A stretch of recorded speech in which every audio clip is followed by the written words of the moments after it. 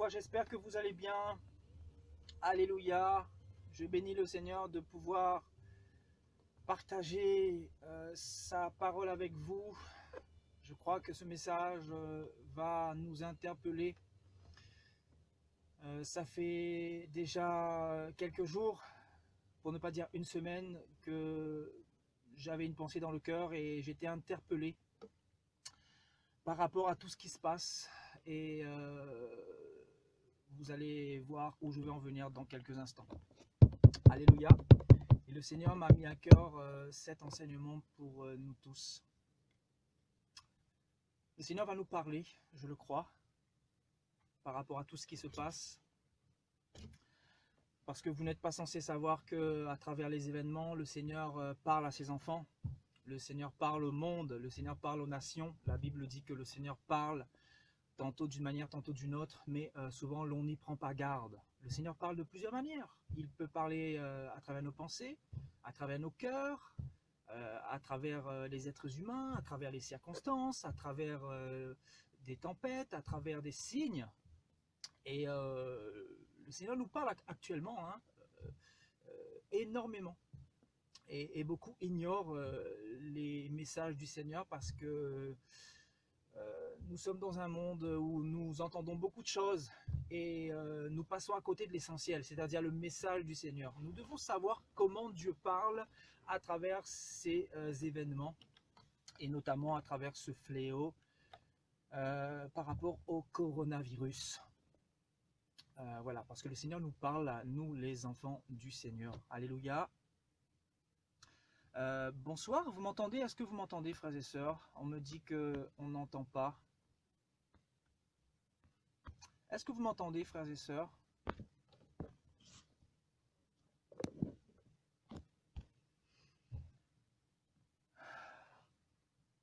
Est-ce que vous m'entendez, frères et sœurs?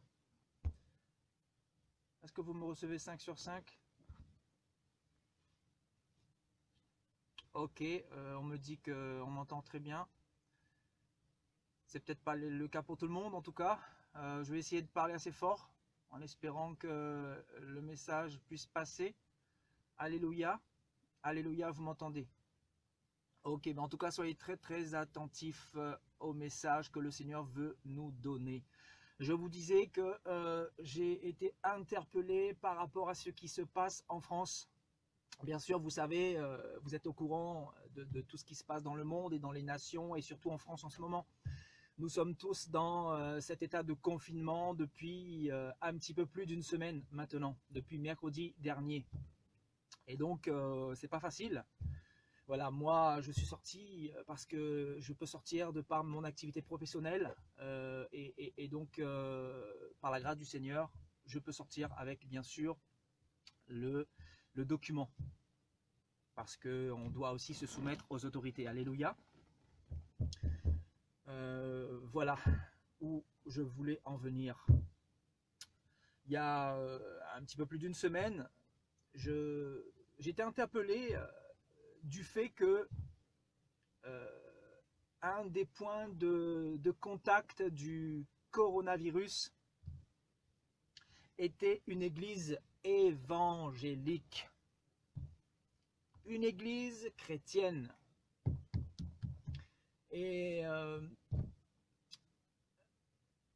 j'ai entendu beaucoup de choses, comme nous tous. J'ai entendu le président parler, j'ai entendu des chrétiens donner leurs pensées, j'ai entendu des prédicateurs donner un petit peu leur opinion. Et moi, j'avais aussi mon opinion, mais j'étais fort interpellé de ce qui se passait, notamment à Mulhouse. On nous dit que Mulhouse, l'église de Mulhouse est est le foyer d'où est partie la contamination en France notamment. Et j'ai été troublé, j'ai été choqué, j'ai été interpellé. Et le Seigneur me parlait par rapport à ce qui se passait notamment à Mulhouse. C'est pour ça que c'est un message que le Seigneur veut donner à la France que le Seigneur veut donner à l'Église. C'est un message prophétique qui va nous parler, je le crois. Alléluia. Voilà, avant d'aller plus loin, j'aimerais nous encourager à partir dans la parole. Alléluia. Nous allons partir dans 1 Pierre au chapitre 4 à partir du verset 17. Alléluia. Voilà, nous allons partir dans la parole du Seigneur. 1 Pierre au chapitre 4 à partir du verset 17. La parole nous dit, car c'est le moment où le jugement va commencer par la maison de Dieu. Or, si c'est par nous qu'il commence, quelle sera la fin de ceux qui n'obéissent pas à l'évangile de Dieu? Et si le juste se sauve avec peine, que deviendront l'impie et le pécheur? Ainsi que ceux qui souffrent selon la volonté de Dieu, remettre leurs âmes au fidèle Créateur en faisant ce qui est bien. Alléluia. Le Seigneur m'a emmené dans ce verset. Et frères et sœurs, n'êtes-vous pas interpellés de savoir que des chrétiens se sont réunis, des chrétiens se sont rassemblés, ils étaient environ 2000 il me semble, et que le coronavirus va frapper ou va littéralement commencer dans cette église évangélique. Et les chrétiens ne se posent pas les bonnes questions. Les chrétiens, pour la plupart, ne sont pas interpellés. Mes frères et sœurs, ce n'est pas un hasard. J'aimerais vous poser une question. Vous pensez que les enfants du Seigneur sont protégés par Dieu ou pas? J'aimerais nous poser une question. Est-ce que vous croyez que les enfants du Seigneur sont protégés par lui? Parce que je tiens à vous rappeler que dans cette église évangélique de Mulhouse, il y a actuellement 17 personnes qui sont décédées. 17 personnes qui sont décédées dans cette église évangélique qui s'est rassemblée pour, soi-disant, louer le Seigneur, pour adorer le Seigneur ou pour partager la parole du Seigneur. Donc, est-ce que vous n'êtes pas interpellé de voir que le foyer ou un des foyers principaux de contamination est une église évangélique? Vous trouvez ça normal, frères et sœurs? Vous ne vous êtes pas posé des questions? Et là, je ne suis pas ici pour pointer du doigt cette église évangélique. Mais je suis ici pour vous donner la pensée du Seigneur, pour vous dire ce qui se passe. Parce que le Seigneur, à travers cet événement, est en train de parler à son peuple. Et quel est le message du Seigneur? J'ai un certain nombre de choses à nous dire. Mes frères et sœurs, quel est le message du Seigneur par rapport à ce qui se passe concernant ce fléau du coronavirus, concernant également ce foyer principal de contamination qui a commencé dans une église évangélique, notamment à Mulhouse? Pourquoi le Seigneur a-t-il permis cela? J'aimerais nous poser une autre question. Est-ce que vous croyez que Dieu est tout-puissant? Est-ce que vous croyez que Dieu est présent là où 2 ou 3 sont assemblés en son nom? Est-ce que vous croyez que Dieu est tout-puissant et qu'il a le contrôle sur toutes choses? Est-ce que vous croyez que Dieu marche véritablement avec ses enfants, avec ses disciples? Si vous croyez que le Seigneur marche avec ses enfants, c'est que forcément il protège aussi ses enfants. Il l'a dit. Le Seigneur a dit, on nous fera la guerre, mais on ne pourra pas nous vaincre. Donc, que se passe-t-il en France? Pourquoi le principal foyer de contamination a démarré dans une église évangélique?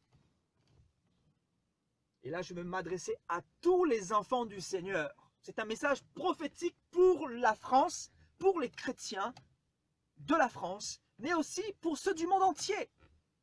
Parce que ce message nous concerne toutes et tous.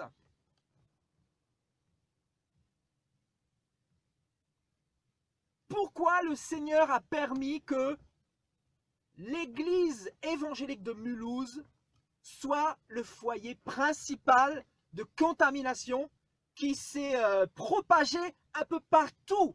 Parce que beaucoup de chrétiens qui étaient partis assister à cette réunion, à ce culte évangélique, ont été contaminés et ont propagé ce virus à d'autres personnes, parce que c'était des personnes qui venaient de toute la France et même du monde entier. Et aujourd'hui, on apprend que 17 personnes sont décédées, 17 personnes qui ont assisté à ce culte évangélique de Mulhouse. Et vous n'êtes pas interpellés. Et nous, les chrétiens, nous ne sommes pas interpellés. Parce que beaucoup vont même jusqu'à attribuer cela au Seigneur. Beaucoup se posent la question, mais pourquoi Seigneur tu as permis cela? Pourtant tu dis dans ta parole que tu protèges ceux qui sont à toi. Qu'on nous fera la guerre, mais on ne pourra pas nous vaincre. Que nous sommes avec toi assis sur ton trône, spirituellement, et que l'ennemi ne peut rien contre nous. Mais pourquoi Seigneur tu permets que de telles personnes qui se réunissent pour t'adorer, pour te louer, soient frappés? Quelles questions devons-nous nous poser face à ce qui s'est passé? Pourquoi le foyer de contamination n'a pas commencé dans une mosquée? Pourquoi le foyer de contamination n'a pas commencé ailleurs que dans une église évangélique? Le Seigneur veut parler à ses enfants, veut parler à son peuple.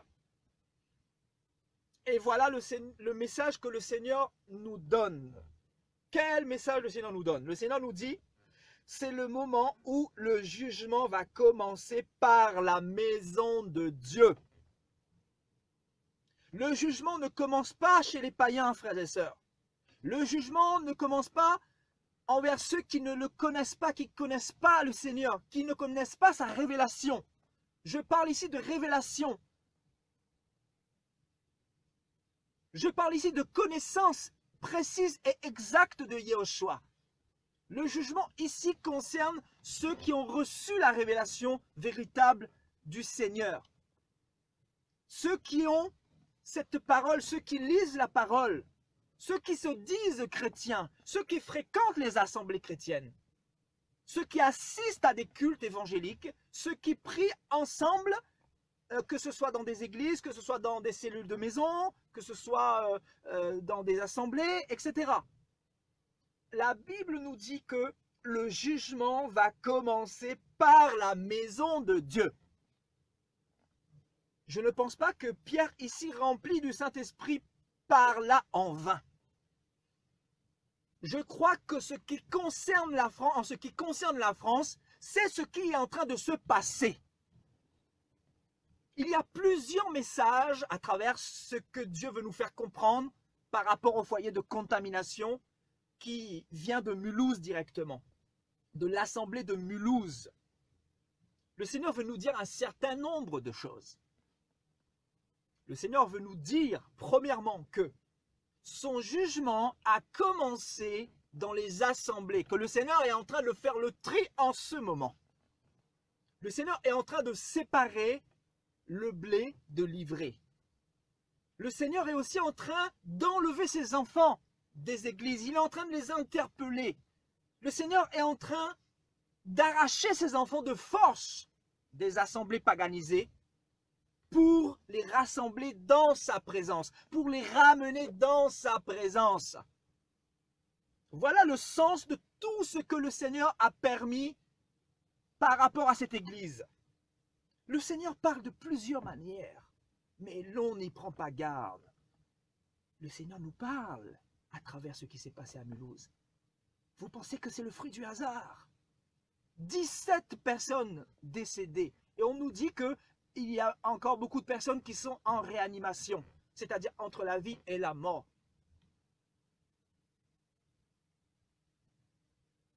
Donc frères et sœurs, je ne suis pas de ceux qui croient que là où se trouve le Seigneur, la maladie peut venir. Je ne suis pas de ceux qui croient que le Dieu que nous servons est le Dieu qui permettra que nous soyons frappés de la peste et des fléaux, de toute maladie quelconque. Je ne suis pas de celui qui est défaitiste et qui dit Seigneur, que ta volonté soit faite. Je ne suis pas un chrétien qui croit qu'en servant Jésus-Christ, je risque ma peau dans ce monde. Je suis de ceux qui croient que Jésus est fidèle, que Jésus a les yeux fixés sur ses enfants. Parce que la Bible dit que celui qui veille Israël ne dort ni ne sommeille. Donc, quelle est l'explication? Qu'on nous donne l'explication. Et le Seigneur nous donne l'explication. Il nous dit que son jugement a commencé dans les églises notamment, dans la maison de Dieu, dans la maison où est invoqué son nom. Et quel est le nom de notre Seigneur? Notre Seigneur s'appelle Jésus-Christ de Nazareth, Yahushua HaMashiach. Tous ceux qui invoquent son nom en ce moment sont ébranlés, n'est-ce pas? Parce que le Seigneur a été patient. Parce que le Seigneur a supporté beaucoup de choses. Parce que le Seigneur a patienté énormément.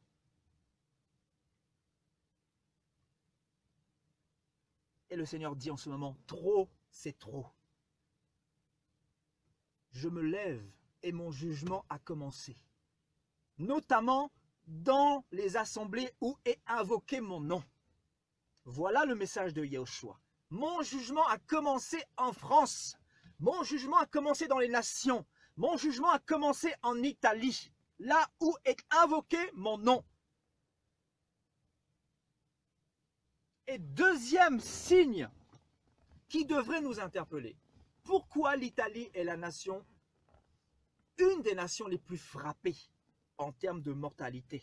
Vous ne vous posez pas aussi les bonnes questions? Non? C'est le hasard?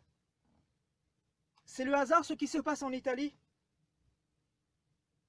Là, je veux parler à mes frères chrétiens, mais je veux parler également à tous ceux qui sont dans l'Église catholique. Pourquoi Dieu aujourd'hui est en train de punir cette nation? Parce que, frères et sœurs, ce qui se passe, ce n'est que les conséquences du péché des nations. Les nations se sont rebellées contre Dieu. Les nations ne veulent pas de Dieu. Les nations rejettent la parole de Dieu, préférant mettre en pratique des cultures, des traditions, des préceptes humains. L'homme a rejeté Dieu. L'homme a rejeté la parole de Dieu. Et aujourd'hui, le Seigneur se lève et il dit que le jugement commence d'abord par sa maison. Parce que dans l'église du Seigneur, il y a l'idolâtrie qui est montée devant le trône de Dieu. L'idolâtrie qui est montée devant le trône du Seigneur. Et le Seigneur ne supporte plus cela. Le Seigneur est venu mettre un coup de pied dans toutes les assemblées. C'est lui qui est l'auteur de ce qui se passe actuellement. C'est lui qui a mis un coup de pied dans toutes ces églises.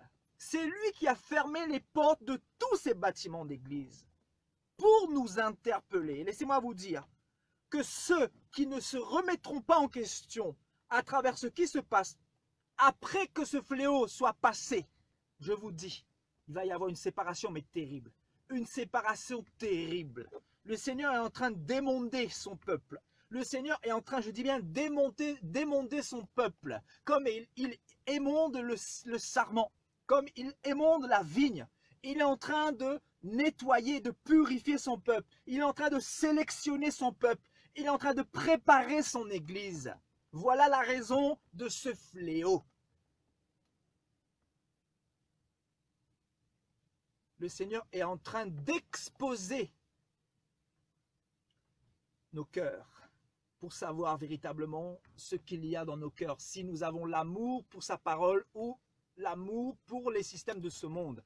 Est-ce que nous l'aimons véritablement de tout notre cœur, au point de tout abandonner, au point de tout laisser, au point de fléchir nos genoux entièrement devant lui et en tournant le dos à toutes les choses de ce monde qui ne sont que vanité et qui ne sont que passagers?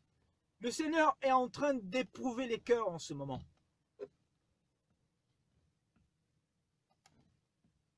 Il est en train éprouver les cœurs. Il est en train d'éprouver les chrétiens. Et le Seigneur dit que c'est le moment où le jugement a commencé dans sa maison. Et ce jugement va continuer. Ce jugement va continuer jusqu'à ce que le peuple du Seigneur soit sorti de tous ces endroits où ils ont été retenus, où ces enfants ont été retenus par des faux pasteurs, par des faux messages, par des fausses doctrines, parce que le Seigneur va revenir. Et pour préparer son peuple, le Seigneur doit secouer tout cela. Le Seigneur doit récupérer ses enfants. Le Seigneur doit arracher ses enfants de ces églises-là, afin de pouvoir revenir chercher ce qui lui appartiennent. Donc comment voulez-vous que le Seigneur revienne chercher ce qui lui appartiennent si ces enfants ne sont pas prêts, si ces enfants ne savent pas dans quel temps nous sommes? Le Seigneur est obligé de bousculer le monde. Le Seigneur est obligé de bousculer les assemblées. Et c'est pour cela que nous sommes en train de vivre ce fléau de plein fouet. Regardez l'Italie. L'Italie qui est la nation la plus touchée.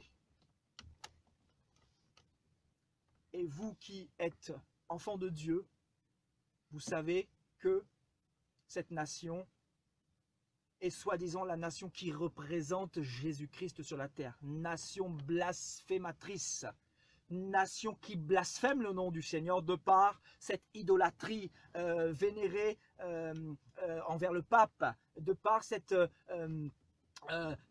idolâtrie mariale, de par ces cultes qui sont dédiés à la Reine du Ciel, de par ces cultes idolâtres qui irritent le cœur de Dieu. C'est pour ça que Dieu est en colère, Dieu pleure de ce qui se passe dans le monde, en Italie, en Espagne, en France, mais il ne peut pas faire autrement que de frapper afin de ramener les cœurs dans le chemin de la vérité, afin d'interpeller les consciences, afin de frapper à la porte de nos cœurs. Et c'est pour ça que le Seigneur nous dit aujourd'hui encore, si nous entendons sa voix, nous ne devons pas nous endurcir, nous ne devons pas rejeter la faute vers lui, parce que nous sommes responsables de tout ce qui se passe, parce que nous lui avons tourné le dos, parce que nous avons préféré la religion plutôt que marcher avec Dieu, parce que nous avons préféré l'hypocrisie, la religion, la tradition, que d'ouvrir notre parole et d'aller vérifier ce qui est écrit. Parce que nous sommes les responsables de tous ces fléaux, de tous ces morts, de toutes ces personnes qui sont mortes et qui meurent en ce moment même. Nous sommes les responsables, nous les êtres humains. Donc laissez-moi nous ramener à notre responsabilité. Et surtout ne pas diriger la responsabilité envers Dieu. Parce que Dieu n'y est pour rien. Oui, il permet. Parce que la Bible dit que Dieu châtie ce qu'il aime. Il châtie celui qu'il aime. Donc, regarde ce qui se passe comme un châtiment. Toi qui t'étais attaché à ton pasteur, à ton bishop, à ton assemblée, toi qui t'étais attaché à ta dénomination, le Seigneur est en train de te secouer, le Seigneur est en train de te dire, sors de là mon enfant, sors des sectes, sors du dénominationnel, parce que je ne suis pas dénominationnel. Le Seigneur est en train de te secouer parce qu'il t'aime, parce qu'il veut revenir, parce que tu n'es pas prêt. Voilà le message que le Seigneur veut donner à la France en ce moment. Voilà le message que le Seigneur veut nous faire passer en ce moment. Mais beaucoup dorment, beaucoup ont les oreilles spirituelles fermées, beaucoup n'entendent pas le message que le Seigneur donne à la France, donne aux églises, donne aux nations. Beaucoup au contraire préfèrent se plaindre au lieu de fléchir leurs genoux devant le Seigneur. Beaucoup préfèrent lui rejeter la faute et dire Où es-tu, Seigneur? Pourquoi n'interviens-tu pas? Mais nous devrions plutôt avoir la posture de gens qui s'humilient, qui demandons à Dieu pardon, qui nous repentissons sincèrement. Parce que ce que Dieu veut à travers ce qui se passe, c'est la repentance de nos cœurs, c'est que nous revenions à lui, c'est que nous développions notre relation avec lui, c'est que nous nous examinions sincèrement pour savoir si nous marchons selon sa parole. Voilà quelle est la volonté du Seigneur. La volonté du Seigneur n'est pas que l'homme meure, n'est pas que le méchant meure. La volonté du Seigneur, c'est que nous soyons circoncis véritablement au niveau de notre cœur, que nous nous repentions sincèrement, que nous arrêtions de jouer avec notre Créateur. Parce que frères et sœurs, nous avons un Créateur auquel nous devrons rendre des comptes. Et avant que le jugement final arrive, le Seigneur permet ce qui se passe pour nous secouer, pour nous ébranler, pour nous arracher de force des fois des flammes de l'enfer. Parce que beaucoup se complaisent dans le péché, beaucoup se complaisent dans les fausses doctrines, beaucoup se complaisent dans l'évangile de la prospérité, beaucoup se complaisent dans l'idolâtrie envers les hommes de Dieu, envers les pasteurs, envers les bishops et les prophètes. Beaucoup se complaisent dans des sectes telles que l'Église catholique. Beaucoup se complaisent dans les dénominations telles que le protestantisme, l'orthodoxie, etc. Beaucoup ne connaissent pas Dieu. Voilà le problème de cette génération. Des personnes qui ne connaissent pas Dieu. Des personnes qui ont l'apparence de la piété, comme a pu dire Paul à Timothée. Beaucoup de personnes qui se déguisent. Beaucoup de personnes qui chantent dans les assemblées, mais qui ne connaissent pas Dieu. Beaucoup de personnes qui ne connaissent pas leur Créateur. Beaucoup de personnes qui rejettent la parole du Seigneur, cette parole que le Seigneur vient imprimer en nous pour changer nos cœurs, pour changer notre mentalité, pour nous réveiller, pour nous préparer, pour nous restaurer, pour nous sanctifier. Voilà quelle est la volonté du Seigneur. C'est pour ça que le Seigneur a dit que celui qui se sanctifie davantage. Mais beaucoup ne peuvent pas être sanctifiés parce que les églises ne vous donnent plus le vrai breuvage, la vraie parole. Les églises ne vous parlent plus du retour de Jésus. Les églises ne vous parlent plus des signes qui vont arriver dans le monde et qui va précipiter le retour de Jésus. Les églises ne vous parlent pas de tous les fléaux que le Seigneur a prophétisés dans la parole. Mais les églises prêchent pour leur ventre. Voilà pourquoi le Seigneur est en train de frapper les églises. Et le jugement commence actuellement par la maison de Dieu. Donc ne soyez pas surpris, ne soyez pas interpellés, parce que ce n'est que le début. Je vous dis, ce n'est que le début. Le Seigneur est en train de faire un tri. Le Seigneur est en train de faire une séparation. Le Seigneur est en train de bousculer les nations. Vous savez, tel un cocotier qui est secoué. Le Seigneur est en train de secouer les nations. Et c'est le Seigneur qui a fermé toutes ces sectes-là. Une autre raison pourquoi le Seigneur confine toute l'humanité pratiquement. On nous annonce qu'en ce moment, il y a un tiers de l'humanité qui est confinée. Environ 2 milliards de personnes. Vous vous imaginez? Quelle est la raison également derrière ce confinement? Parce que les gens pêchent, les gens boivent, les gens fument, les gens sautent dans les bars, les gens vont en boîte de nuit, les gens se prostituent, les gens n'ont plus de frein dans le mal, les gens consomment le mal comme si c'était une habitude, les gens ont fermé le cœur à Dieu. Voilà cette génération et voilà pourquoi Dieu s'est levé, pourquoi Dieu a fermé tous ces bars, tous ces lieux de prostitution, tous ces lieux de culte qui sont devenus également des objets de prostitution, des lieux de prostitution, des lieux où on a l'apparence de la piété, où on se réunit, où on jeûne, où on chante le Seigneur. Oui, mon peuple m'honore des lèvres, mais son cœur est éloigné de moi. Voilà pourquoi le Seigneur frappe. Voilà pourquoi le Seigneur va continuer à frapper. Parce que plus le Seigneur va revenir, plus il va, je vous dis, plus il va y avoir des tensions qui vont s'appesantir sur le monde, sur les nations, parce que le Seigneur prépare son peuple. Et nous devons nous attendre à ce que ces signes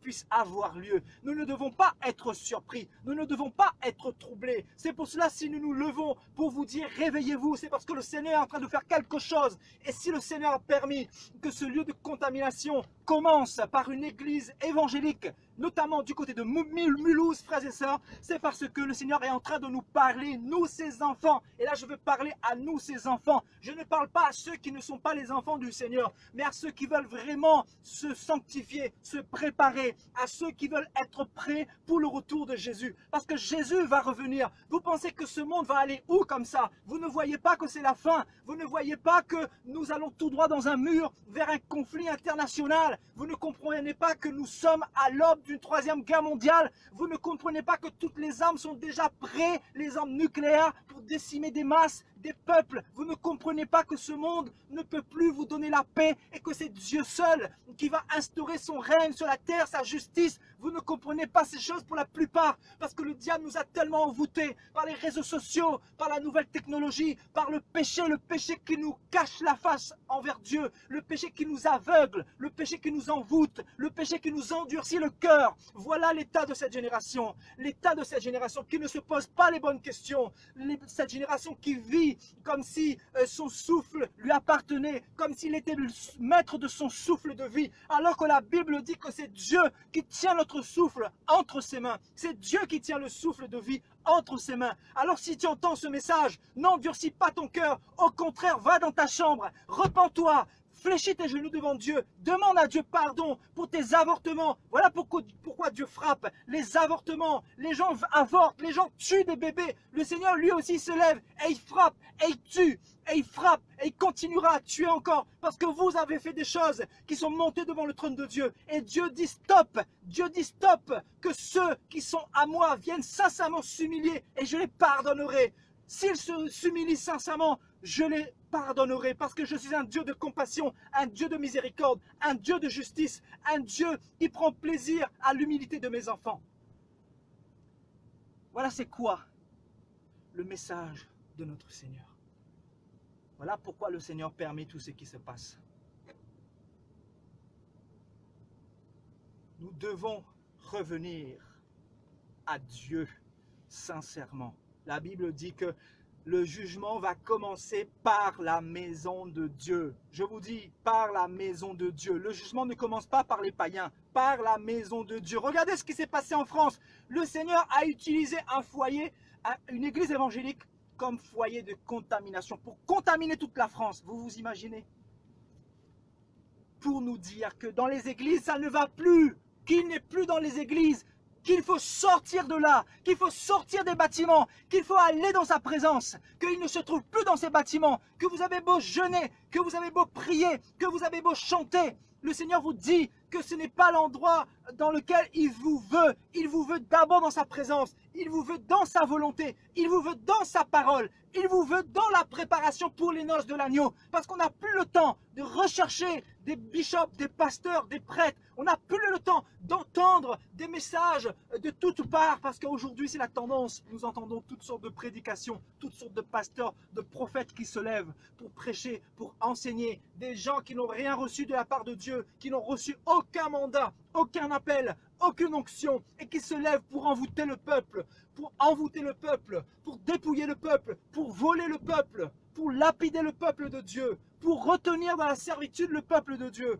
pour asservir le peuple de Dieu, comme Pharaon a voulu asservir le peuple de Dieu, le peuple d'Israël. C'est pour cela que le Seigneur frappe par ce fléau, afin que les pasteurs libèrent son peuple. Entendez ce message, afin que les pasteurs libèrent son peuple, afin que les églises libèrent son peuple, parce que Pharaon va libérer le peuple de Dieu. Je vous le dis au nom de Yeshua, Pharaon est en train de libérer le peuple de Dieu. Voilà le message du Seigneur, parce que le Seigneur veut emmener son peuple dans la terre promise, dans la terre de Canaan. Le Seigneur veut emmener son peuple, préparer son peuple, enseigner lui-même son peuple pour la terre de Canaan. Alléluia. Allons dans Jean chapitre 10.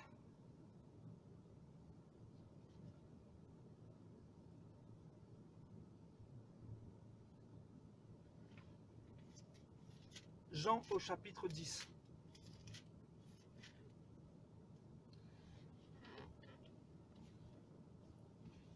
À partir du verset 1. En vérité, je vous le dis, celui qui n'entre pas dans la porte, par la porte dans la bergerie, mais qui y monte ailleurs, est un voleur et un brigand. Mais celui qui entre par la porte est le berger des brebis. Le portier lui ouvre et ses brebis entendent sa voix. Ses brebis entendent sa voix. Il appelle les brebis par leur nom. Alléluia. Ceux qui lui appartiennent, il les appelle par leur nom et il les conduit dehors. Le Seigneur est en train de t'appeler en ce moment. Est-ce que tu entends sa voix à travers ce qui s'est passé à Mulhouse? Le Seigneur te dit, sors de là. Il n'est plus l'heure de perdre du temps dans des systèmes paganisés. Il n'est plus l'heure de rechercher des hommes qui ont l'onction. Il est l'heure de rechercher ma présence. Voilà le message du Seigneur. Le Seigneur nous dit qu'il revient et qu'il faut nous préparer et que la plupart des assemblées d'aujourd'hui ne vous préparent pas à son retour, ne vous préparent pas à sa venue. Et c'est pour ça que le Seigneur veut secouer toutes les assemblées d'aujourd'hui. Alléluia. Il appelle toutes ces brebis par leur nom, ceux qui lui appartiennent. Et le Seigneur les conduit dehors. Jean 10 au verset 3, et il les conduit dehors.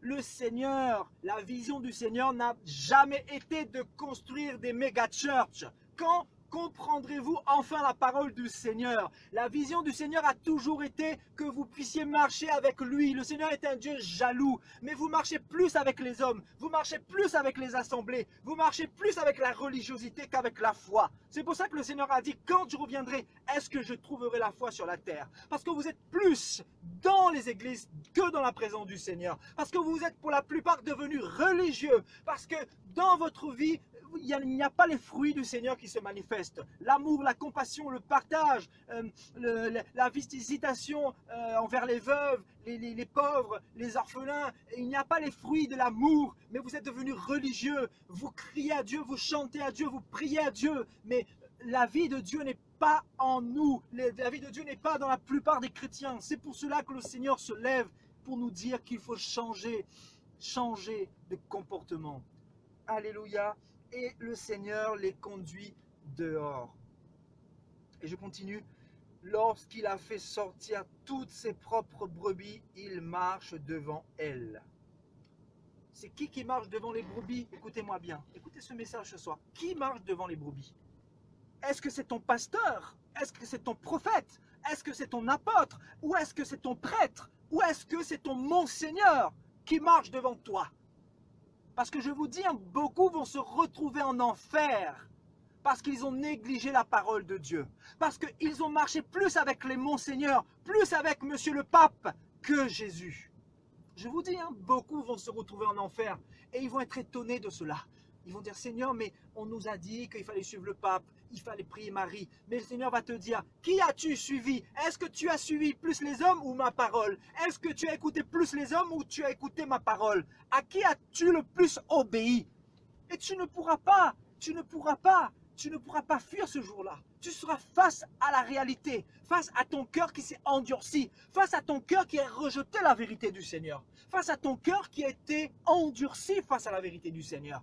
Tu ne pourras pas dire que tu n'as pas entendu. Ce message est là encore pour te rappeler que le Seigneur, c'est lui avec qui tu dois marcher. Non pas les hommes de ce monde, non pas les systèmes de ce monde, non pas les dénominations de ce monde. C'est Jésus avec qui tu dois marcher. Aujourd'hui, avec tout ce qui se passe, tu dois comprendre que c'est le Seigneur avec qui tu dois marcher. Ce n'est pas le pape, ce n'est pas le pasteur, ce n'est pas le prêtre, ce n'est pas l'évêque de l'église locale, ce n'est pas le diacre. Ce n'est aucun homme dans ce monde vers qui tu dois te tourner, mais c'est vers le Maître, c'est vers Jésus-Christ de Nazareth. Il appelle par leur nom les brebis qui lui appartiennent, Si tu appartiens au Seigneur, tu vas forcément entendre ce message. Si tu n'appartiens pas au Seigneur, ce message ne va pas pénétrer ton cœur. C'est pour ça que je dis que ce message est pour les enfants de Dieu. Ce message doit être diffusé à tout le monde, mais les enfants de Dieu vont entendre ce message et vont comprendre ce message et vont aussi s'associer à ce message et comprendre que le message du temps, c'est ça. Préparez-vous mon peuple parce que je reviens. Voilà le message du Maître, voilà le message du Seigneur. Préparez-vous. Et la préparation se fait sur la montagne, dans le secret. La préparation se fait dans l'intimité premièrement. La préparation ne se fait pas dans le paganisme. La préparation ne se fait pas où il y a la masse. Tous ceux qui ont marché avec Dieu ont marché dans la solitude avec le Seigneur. Ils n'étaient pas avec 2 personnes ou avec 3. Même s'ils étaient avec 2, le Seigneur les a séparés, comme Paul a séparé, comme le Seigneur a séparé Paul de Barnabas, etc. Le Seigneur est le Dieu qui nous veut dans sa présence pour nous préparer, pour nous enseigner sa parole. Bien sûr, la communion fraternelle est importante, mais je ne vous parle pas de cette pseudo-communion des églises paganisées, des églises idolâtres, des églises qui ne veulent que votre argent, des églises qui ne vous veulent que dans leur assemblée tous les dimanches pour chauffer les chaises, pour que vous soyez un candidat pour les enrichir, pour enrichir leur compte bancaire, pour devenir des proies de ces hommes-là. Ce n'est pas ce que le Seigneur veut.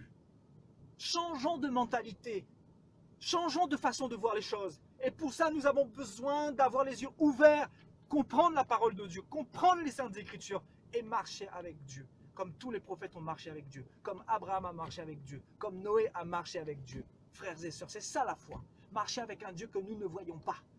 Nous encourager également les uns les autres.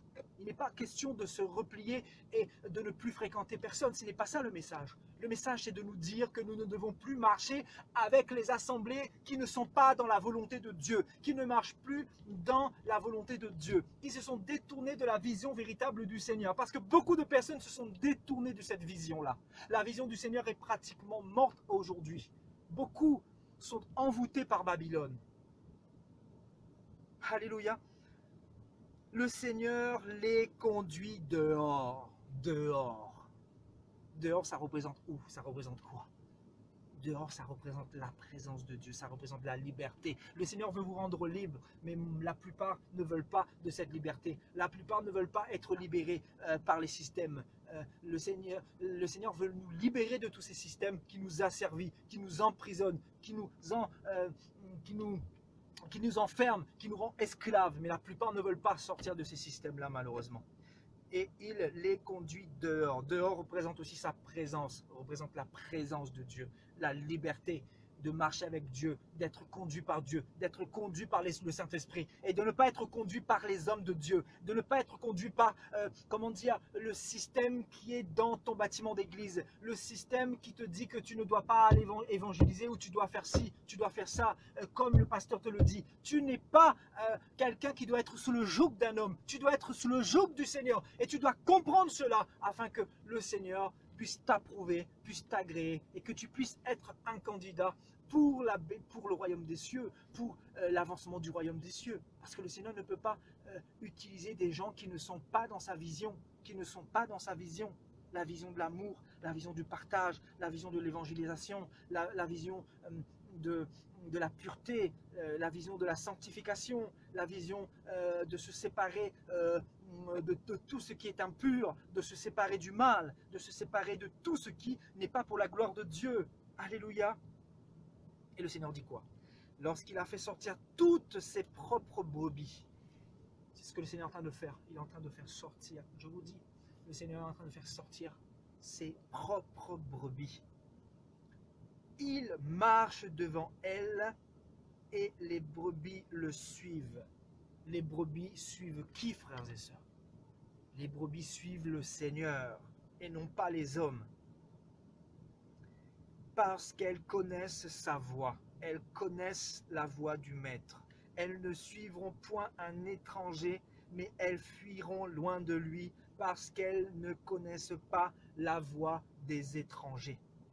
Jésus leur dit cette parabole, mais ils ne comprirent pas de quoi il leur parlait. Vous voyez, beaucoup ne comprennent pas encore la base du message du Seigneur Jésus-Christ. Voyez, Jésus leur dit encore, en vérité, je vous le dis. Je suis la porte des brebis. Tous ceux qui sont venus avant moi sont des voleurs et des brigands. Mais les brebis ne les ont point écoutés.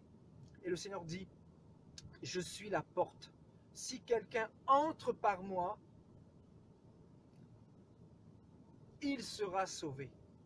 Il entrera et il sortira et il trouvera des pâturages. Le pâturage, c'est quoi? Le pâturage représente la nourriture qu'on devrait te donner en corrélation avec les événements mondiaux, avec tout ce qui se passe, avec les fléaux que Dieu permet, avec les signes que Dieu envoie, pour te réveiller, pour te préparer, pour que tu te rapproches de Dieu, pour que tu ne cesses de perdre ton temps dans les futilités, au milieu de toutes ces églises d'apostasie. Le Seigneur veut te préparer justement. Il te veut plus dans sa présence en cette fin des temps. Parce que c'est dans sa présence que tu vas être préparé suffisamment. Et quand je dis dans sa présence, c'est dans la présence de véritables enseignements. D'enseignements qui te préparent, des enseignements qui te boostent, des enseignements qui ont pour but de te réveiller, de t'encourager, de te sanctifier également. Les enseignements du Seigneur qui viennent directement de sa parole, de son onction. Parce que le Seigneur dit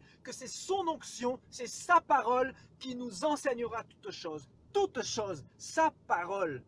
Alléluia. Et le Seigneur dit, le voleur ne vient que pour dérober, égorger et détruire. Moi, je suis venu afin que les brebis aient la vie et qu'elle l'ait en abondance. Et le verset 11, très important, le Seigneur dit, je suis le bon berger. Je suis le bon berger. Le bon berger donne sa vie pour ses brebis. Voyez, le Seigneur nous dit que il est le bon berger. Qu'est-ce que le Seigneur veut nous dire par là?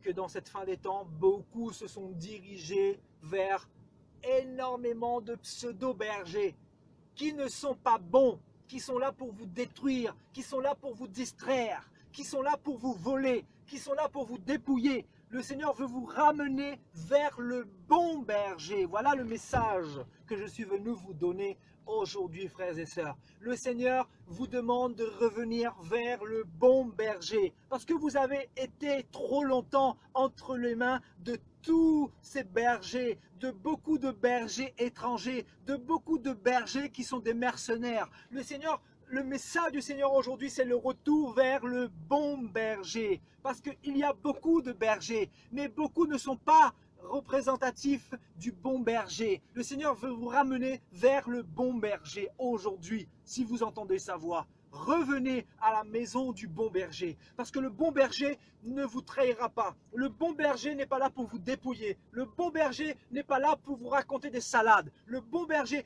est là pour vous préparer en conséquence. Le bon berger est là pour vous sanctifier. Le bon berger est là pour vous aider à laver vos robes. Le bon berger est là pour vous aider à vous sanctifier en conséquence, parce que l'église que le Seigneur est en train de revenir chercher, c'est l'église sans tache, ni ride et irréprochable. Alors mon peuple, comme le dit si bien le Seigneur, sortez des nations, démarquez-vous des nations. Vous êtes mon peuple, vous êtes mon sacerdoce royal, vous êtes une race sainte sur la terre. Alors sortez de Babylone, sortez de Babylone mon peuple. Voilà le message du Seigneur. Revenez à moi qui suis le bon berger, parce que je suis là pour vous préparer, parce que je reviens, parce que je suis à la porte. Je suis à la porte, dit le Seigneur. Voilà le message. Je suis le bon berger. Revenez vers le bon berger. Aujourd'hui, c'est le message que le Seigneur donne à son Église, que le Seigneur donne à la France, à travers les événements, à travers ce fléau que le Seigneur a permis, bien sûr, que ce fléau vienne du diable. Peu importe que ce fléau vienne des animaux, peu importe que ce fléau vienne de Dieu, peu importe. Ce que nous savons, c'est que Dieu permet toutes choses, que c'est lui qui est derrière toutes choses, qu'il est tout puissant et il fait ce qu'il veut afin de ramener ses enfants, afin d'interpeller ses enfants, afin d'arracher ses enfants de là où ils se trouvent et qui les mèneront à la perdition. Le Seigneur est capable de tout pour te sauver. Il t'aime et à travers ce qu'il permet en ce moment, c'est pour ton bien, c'est pour ton bien. Alors nous, frères et sœurs, nous ne devons pas être ébranlés, nous devons comprendre ce que le message du Seigneur veut nous dire, comment le Seigneur parle. Le Seigneur parle tantôt d'une manière, tantôt d'une autre, mais beaucoup n'y prennent pas garde. Le Seigneur parle comment? Le Seigneur parle à travers ce fléau, parle à travers ce coronavirus. Le Seigneur dit aux nations, regardez, vous n'êtes rien du tout. Vous n'avez qu'un souffle qui peut disparaître à tout moment. Voilà comment le Seigneur parle à travers ce fléau. Alors toi qui m'entends, toi qui n'as pas encore donné ta vie à Jésus, repens-toi, n'entends pas, ne regarde pas le serviteur qui te parle. mais écoute son message. C'est son message qui va te sauver. C'est son message qui va te sauver de la mort et de l'enfer éternel. C'est son message qui va permettre que tu ne sois pas sous la colère de Dieu. Parce que Dieu est un Dieu d'amour. Oui, le Dieu d'Israël est un Dieu d'amour, mais il est avant tout un Dieu de justice. Ce qu'il a permis dans l'époque de la loi de Moïse, il le permet encore aujourd'hui. Le Seigneur interpelle. Et le Seigneur, si on ne veut pas être interpellé par lui, ou on refuse son message, le Seigneur frappe. Le Seigneur frappe. Le Seigneur frappe parce qu'il est le péché et il ne veut pas que tu meurs, il veut que tu te repentes. Voilà c'est quoi le message du Seigneur pour cette génération. Repentez-vous afin que ma colère passe, afin que ma colère soit apaisée, que celui qui a des oreilles entende. Repentez-vous afin que ma colère soit apaisée. Alléluia. La repentance. Voilà le message du Seigneur. Voilà comment le Seigneur parle. Le Seigneur parle à travers une église évangélique à Mulhouse, qui est un foyer principal de contamination et qui a contaminé toute la France. Voilà comment le Seigneur parle. Est-ce que vous entendez le message du Seigneur? Voilà la voix du Seigneur. Voilà comment le Seigneur parle. Est-ce que tu as compris comment le Seigneur a parlé? Est-ce que tu as compris pourquoi le Seigneur a fermé toutes ces églises? Parce qu'il y avait trop le péché, parce qu'il y avait trop l'idolâtrie, parce que les pasteurs étaient devenus trop corrompus, parce que les pasteurs sont devenus trop cupides, parce que les pasteurs, ce qui les intéresse, c'est plus ton argent, parce que les églises, ce qui les intéresse, c'est de construire des briques, des bâtiments, des temples, des lieux de prostitution, parce que ce qui intéresse aux églises, c'est les belles femmes, c'est de sélectionner des belles femmes pour les mettre en avant, pour tout simplement irriter le Seigneur. Voilà pourquoi le Seigneur frappe. Voilà pourquoi le Seigneur ferme les briques, ferme les bâtiments. C'est une première mondiale, frères et sœurs, depuis que moi je suis sur la terre, depuis que toi tu es sur la terre. Et ce qui se passe, ce n'est pas pour nous troubler. Le Seigneur veut nous interpeller. Le Seigneur nous parle, toutes et tous. Est-ce que tu entends la trompette? Est-ce que tu entends la voix du chauffard? Est-ce que tu entends la voix du Seigneur à travers les événements? Je vous le dis, frères et sœurs, Dieu parle de plusieurs manières et Dieu nous parle à travers ce qui se passe en France. Ce qui s'est passé à Mulhouse n'est pas le fruit du hasard. Ce n'est pas le fruit du hasard. Le jugement a commencé dans la maison de Dieu. Voilà ce que le Seigneur nous donne comme oracle aujourd'hui. Frères et sœurs, dans 1 Samuel 5, frères et sœurs, les Philistins ont dérobé l'arche de l'alliance de l'Éternel. Le Seigneur, l'Esprit du Seigneur était entre les deux chérubins sur l'arche de l'alliance dans l'époque d'Israël. Voilà. L'arche de l'alliance permettait à Israël de remporter toutes les guerres. C'était l'arche de l'alliance qui marchait devant Israël dans tous les combats, dans toutes les guerres, frères et sœurs. Et on nous dit que l'arche de l'Éternel, l'endroit où se trouvait le Seigneur en Israël, c'est-à-dire entre les deux chérubins dans l'arche de l'Éternel, on nous dit que cette arche-là a été volée, a été dérobée par les Philistins. Et les Philistins sont partis mettre cette arche, c'est-à-dire la présence de Dieu, dans le temple de Dagon. Dans 1 Samuel 5, dans le temple de Dagon. Et on nous dit que pendant la nuit, Dagon, les Philistins ont retrouvé Dagon à genoux devant l'arche de Dieu d'Israël, l'arche du Dieu d'Israël. Et la deuxième reprise, on nous dit que Dagon s'est retrouvé décapité et les deux mains également coupées devant l'arche de l'Éternel, à genoux devant l'Éternel. Voilà ce que a fait cette génération. Ils ont associé le Seigneur à des lieux de prostitution. Ils ont associé le Seigneur à des idoles. Ils ont associé le Seigneur à Dagon, qui représente l'idolâtrie, le summum de l'idolâtrie.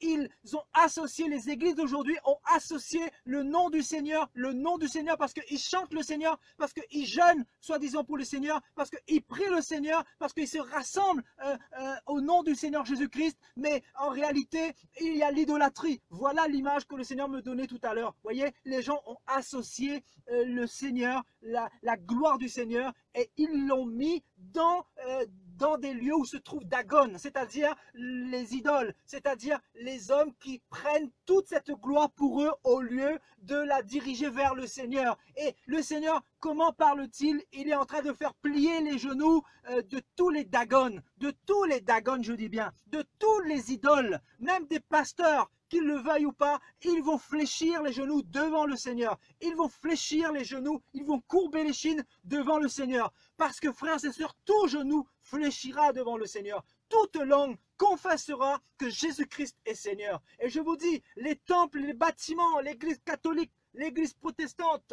le bâtiment dans lequel tu es parti en ce moment, où tu vas depuis 2 ans, depuis 3 ans, tous les temples ont fléchi les genoux devant l'arche de l'alliance de l'Éternel. Ils ont fléchi les genoux devant le Dieu d'Israël.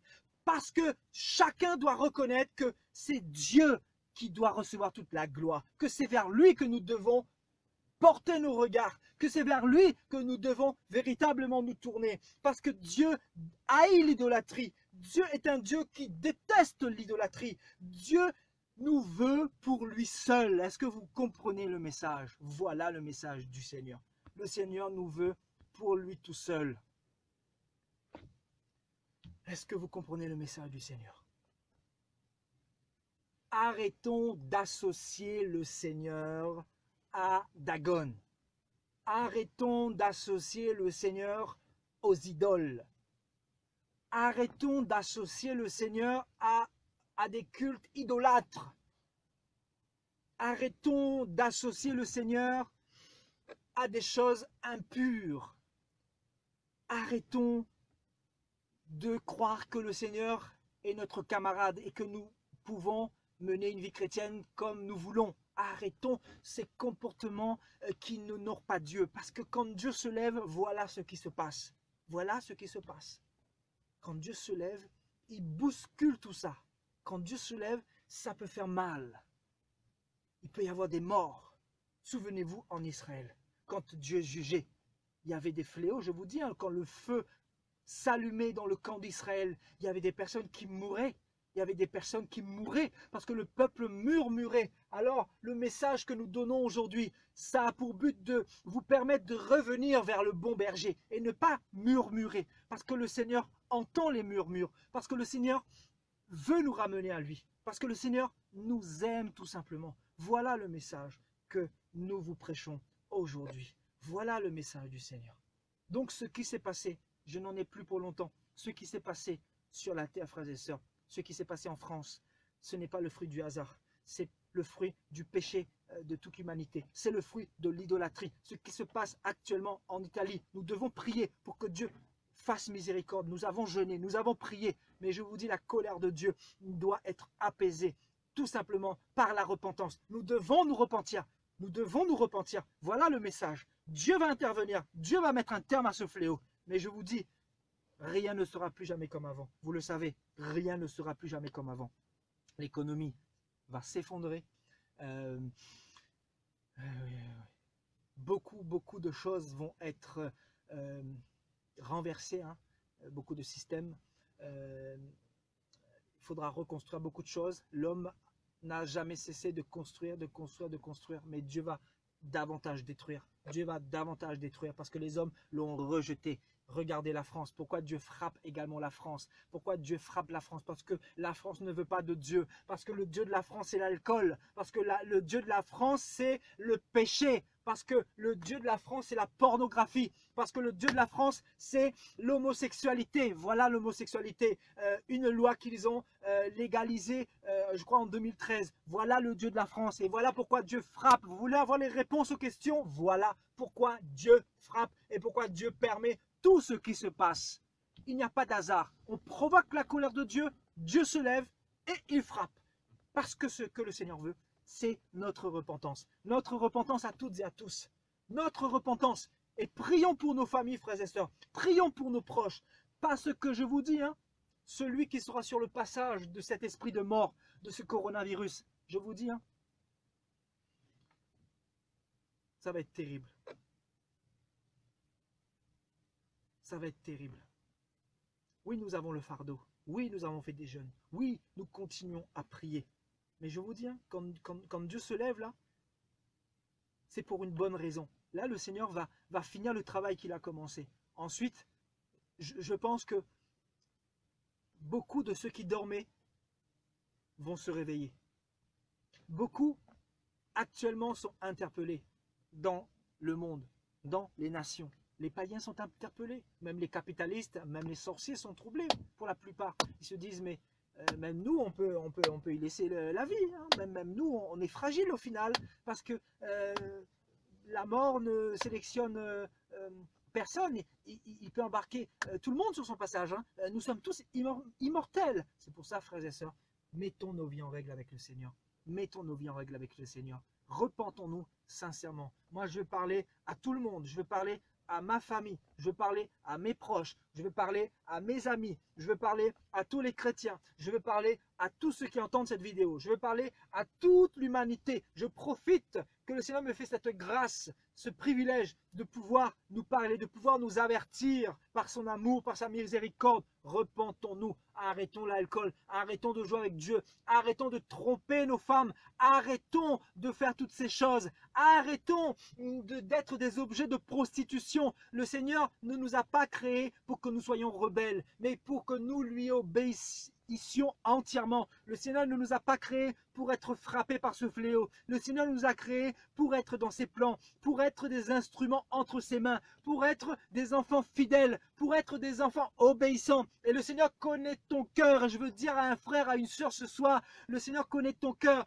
Je veux dire à un frère, à une sœur ce soir, ils vont te faire la guerre, mais ils ne pourront pas te vaincre parce que le Seigneur est avec toi, parce que le Seigneur te garde, parce que cette maladie ne pourra rien faire contre toi, parce que le Seigneur ne regarde pas aux apparences, parce que le Seigneur regarde au cœur, parce que le Seigneur connaît ton cœur, parce que le Seigneur a des projets de bénédiction pour toi et pour ta famille. Je veux déclarer sur toi, sur ta famille, que tu ne mourras point, que ce coronavirus ne fléchira pas la porte de ta maison, la porte de ton entourage. Je veux prophétiser sur toi, sur ta famille. Je veux te dire, ne crains pas, toi qui crains le Seigneur, toi qui es fidèle, ne crains pas. Au contraire, hausse la tête, marche, et une démarche royale, et une démarche d'un enfant du roi des rois, parce que celui qui est mort pour toi, il te gardera, il te préservera, il te sauvera, il réalisera ses plans envers toi, il accomplira ses promesses envers toi, il reviendra te chercher bientôt. Il a dit, je m'en vais vous préparer une place, je m'en vais vous préparer une place. Voilà c'est quoi le message du Maître. Le Seigneur est parti te préparer une place, et il va revenir bientôt. Ça sera fini les larmes, ça sera fini le péché, ça sera fini la division, ça sera fini la méchanceté, ça sera fini la rébellion, ça sera fini le mal, ça sera fini les calomnies, ça sera fini la maladie, ça sera fini toutes ces choses, ça sera fini cette souffrance que nous éprouvons de voir ce monde dans le chaos, de voir tous ces morts, devant tant de confusion, devant tant de rébellion, devant tant de méchanceté, devant autant de rébellion par rapport au Seigneur, devant un monde hypocrite, un monde plongé dans le mal, un monde plongé dans la religion, un monde plongé dans les ténèbres. Bientôt, ça sera fini. Ta délivrance arrive. Ne mets pas ton cœur dans les choses de ce monde. Mets ton cœur dans le Seigneur. Parle au Seigneur. Parle au Seigneur. Implore la grâce du Seigneur pour ta famille. Implore la grâce du Seigneur pour toi-même. Implore la grâce du Seigneur qu'il puisse te garder, qu'il puisse te conduire, qu'il puisse ouvrir tes yeux, qu'il puisse te préparer, qu'il puisse te sanctifier, que tu puisses faire partie de ceux qui vont être enlevés pour les noces de l'agneau. Implore le Seigneur qui te donne des enseignements pour te préparer, pour te réveiller, pour que tu ne t'endormes pas, parce que les temps seront de plus en plus difficiles, parce que plus le temps va passer, plus ça sera difficile, et tu vois déjà par rapport à ce fléau que c'est déjà difficile, et que ça sera encore plus difficile, plus le temps va passer, plus les tensions vont s'intensifier, plus il y aura des guerres, plus il y aura des troubles, plus il y aura des famines, plus il y aura des divisions, plus il y aura des injustices, plus il y aura du populisme, plus il y aura des choses terribles, le péché qui va continuer à s'accroître. Plus il y aura de la rébellion, et nous le voyons dans le monde, frères et sœurs. Alors je veux t'encourager, mon frère, ma sœur, à continuer le bon combat. Le Seigneur est au contrôle, n'aie pas peur, le Seigneur est au contrôle, n'aie pas peur, le Seigneur est présent, le Seigneur est fidèle, le Seigneur est vivant, n'aie pas peur de la mort, n'aie pas peur du fléau, n'aie pas peur de la peste, n'aie pas peur de toutes ces flèches qui passent à côté de toi.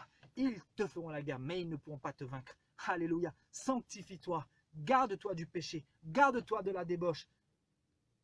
Résiste face à la tentation, résiste face au mal, résiste face à toute cette pression. Oui, c'est difficile, mais cette souffrance est imposée à tous nos frères dans le monde, nous dit la parole. Résistez au diable et il fuira loin de vous. Résistez au diable et il fuira loin de vous. Alléluia. Gloire à Dieu. Voilà, mon message se termine. Je voulais vous partager ce message, vous dire que ce qui se passe n'est pas le fruit du hasard, que le Seigneur est derrière tout ce qui se passe. Ce qui s'est passé à l'église de Mulhouse n'est pas un hasard. Je ne veux pas condamner cette église, mais le Seigneur n'est pas le Dieu des méga-churches. On ne peut pas, sur le dos du Seigneur, construire des grands bâtiments, alors que dans ces bâtiments, la plupart du temps, beaucoup n'ont pas leur nom inscrit dans le livre de vie. Je dis que ce que nous devons faire aujourd'hui, c'est chercher à ce que les noms soient inscrits dans le livre de vie. C'est parler du retour de Jésus, c'est dénoncer le péché, dénoncer le mal, parler pour que les âmes puissent être sanctifiées. Voilà le message, la sanctification. La paix, la sanctification, sans laquelle personne ne verra le Seigneur. Alléluia, voilà le message du Seigneur. Il n'y a pas d'autre message. Abandonnez le mal, abandonnez le mensonge, abandonnez la masturbation, abandonnez la convoitise, abandonnez l'alcool, abandonnez la fornication, abandonnez l'adultère, abandonnez la pornographie, abandonnez l'avortement, abandonnez toutes ces choses. Voilà le message, il n'y a pas d'autre message. Il n'y a pas d'autre message. Voilà, frères et sœurs. Que Dieu vous bénisse, que Dieu vous garde, que Dieu vous protège. On fera un direct très prochainement par la grâce de Dieu. On se laisse conduire par le Seigneur. En tout cas, je voulais vous parler par rapport à la situation qui se passe en France. Parce que beaucoup, malheureusement, continuent comme si c'était normal, comme si, voilà, c'est le fruit du hasard, ce qui s'est passé à Mulhouse.